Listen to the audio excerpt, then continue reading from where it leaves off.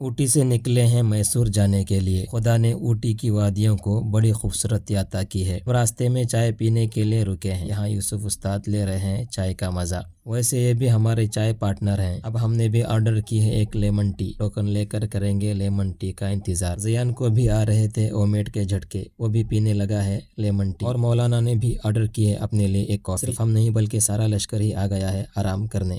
اب نکلے ہیں تو اوٹی کا گھنا جنگل پار کرنے کے بعد پہنچے ہیں سیدھے میسور۔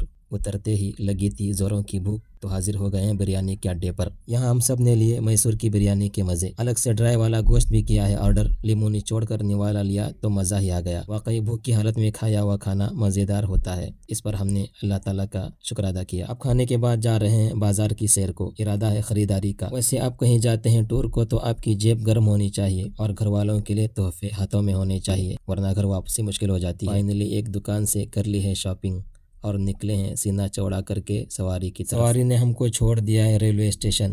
میسور کے ریلوے اسٹیشن پر ہے بنا محنت کے چڑھنے والی سیڑھی۔